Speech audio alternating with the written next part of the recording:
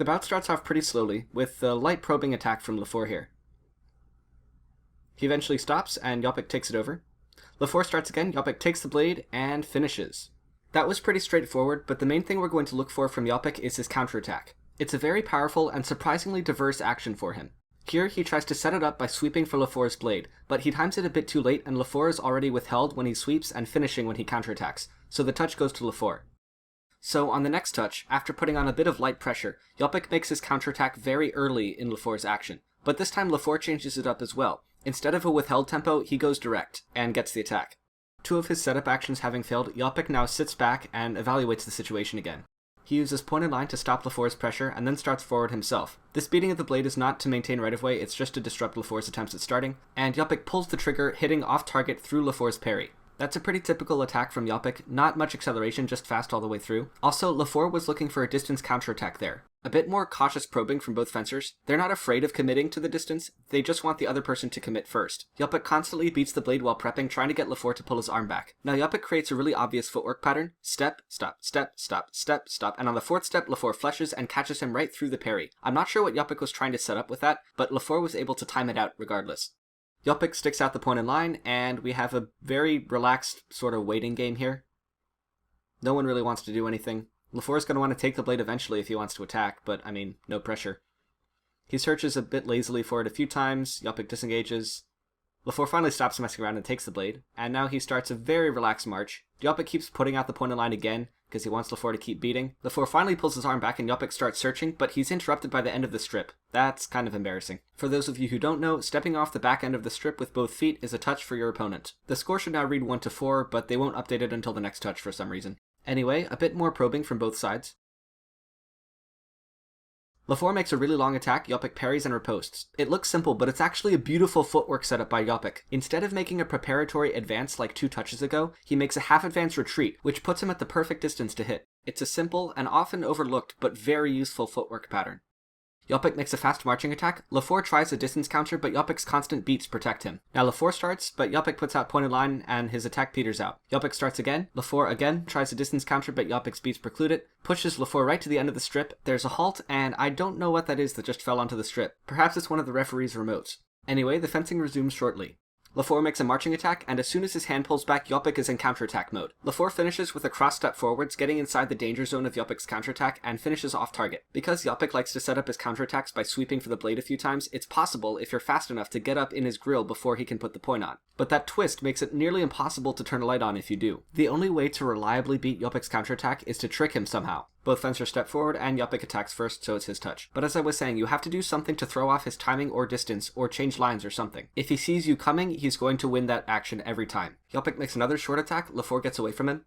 Lefort starts another marching attack. Joppich sticks out the point in line, but Lefort constantly beats it. He finishes long, but those beats make it very easy for Joppich to parry. Joppich makes another big preparatory advance, Lefort lunges into it, and Joppich gets the countertime parry riposte, but sadly he's off target. Here, after Joppich pushes him back a little bit, Lefort is able to land his attack, because he steals distance with a half advance beforehand, and because he accelerates really nicely with his running attack. Joppich makes another fast, surprising beat attack off target. Lefort is still going for that distance counterattack. It has yet to work for him. Lefort makes another marching attack, and Joppich again uses pointed line to set up his typical counterattack. Lefort pulls his attack up short at just the right time, but he can't find Joppich's lame because of that twisting. And despite the distance being pretty bad for him, Joppich is still finding the target on these counterattacks. Lefort is doing everything right, but it still might not be enough. Once again, Joppich makes his attack. It's pretty intense this time. Lefort goes for a few counterattacks, and finally commits to one. It was well timed. He did it right as Joppich was starting to accelerate, but somehow no one turned a light on. Here's an off-the-line situation. Both step forward. Looks like Joppich takes the blade and then both finish. It's one light for Lefort. I'm not 100% sure of the right-of-way, and I couldn't hear what the ref called, but Joppich's disappointment at not turning a light on leads me to believe that it's his right-of-way. At any rate, he changes weapons. Lefort attacks. Joppich does his usual counterattack with a twist. The distance looked a bit too close for Joppich to get the point on once again. I think he's trying to figure out that timing. Joppich makes a beat attack, 2 lights. The ref originally gives it to Lefort, but Joppich asks for a video review, and the ref gives it to him. Lefort makes a fast marching attack, constantly beating Joppich's blade, but that makes it easy for Joppich to parry. Now Joppich starts and makes an attack very similar, constantly beating the blade to prevent a counterattack. Finishes long, but Lefort parries. Now Lefort starts pretty slowly, Joppich counterattacks by ducking, and BAM! That is why I call him the Flying Frenchman. That's one type of counterattack that Joppich will not get away with this bout. The craziest part is that Lefort was leaving the ground before Joppich was even ducking. He must have known that was coming somehow, and he'll do it again later. This time Joppich attacks, but he goes a bit too fast from too far away, and that's all Lefort needs to land one of those distance counterattacks finally.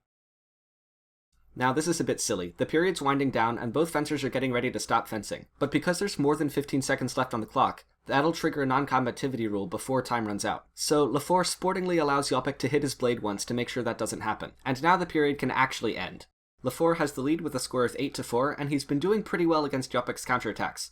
But as we'll see, Joppich's experience and game sense are not to be underestimated. It's still very much anyone's game. Okay, welcome to the second period. Lefort comes out with an attack with lots of beats just like he was doing at the end of the last period. Again, that makes it easy for Joppich to parry, but he throws away his riposte, and Lefort's remise behind the head arrives. A bit more probing from both sides. Joppich makes a short attack, Lefort parries. Lefort starts forward with a march. He's doing a really good job of changing his foot and hand tempo and positioning. He goes withheld on the outside, Joppich starts searching, and he finds a way through but goes off target. Kinda disappointing for him, he had Joppich dead to rights but just missed at the very end.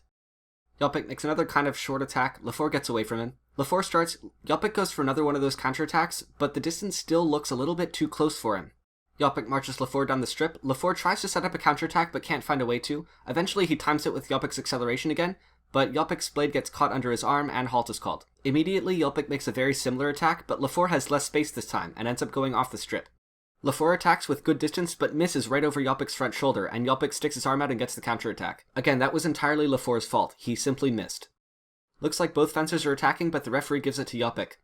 Joppich is giving a similar preparation to the one he used very early on in this bout, but now Lefort's attack and prep is out of time, so instead of setting up a defensive action, Joppich can just accelerate and finish.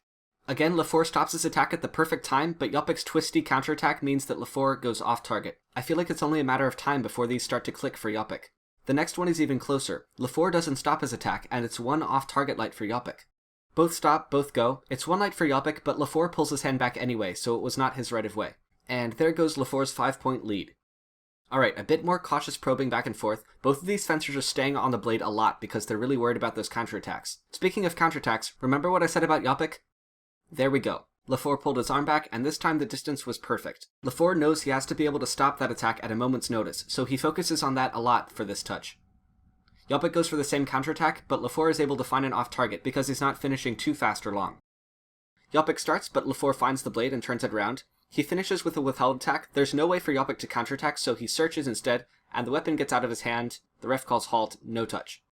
Joppich pushes forward again. This is just to gain space though, he's not trying to hit. Lefort turns it round, Joppich looks for another counterattack, this time ducking and crushing the distance. Lefort finds an off-target.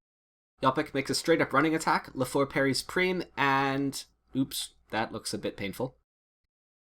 Joppich makes another prep step, but again Lefort misses the timing window, and it's still Joppich's attack. I'm not sure why the timing of this action has been giving Lefort so much trouble this period. My best guess is that he's trying to respect Joppich's counterattack, but that's making it harder to finish at the right time in these situations.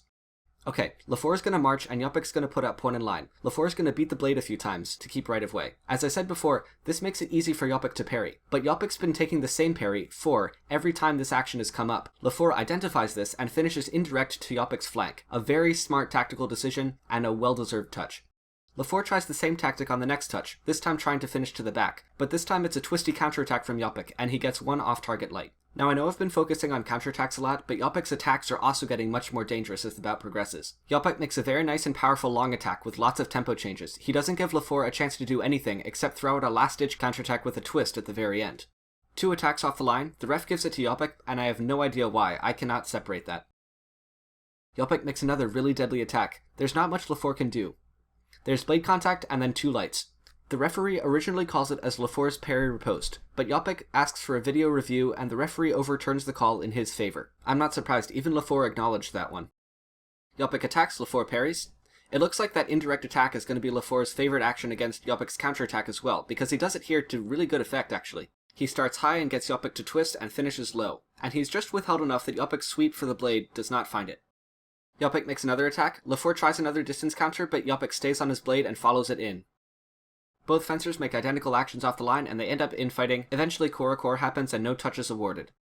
Joppich makes another strong attack. You can tell Lefort's getting frantic looking for the blade. He's really trying to stay alive. Joppich finishes off target through it. Joppich is looking to close out the bout, so he reaches into his repertoire of tactics that he hasn't used yet. Here he goes for a very premeditated remise, but Lefort uses sky attack, or sky riposte, and it's super effective.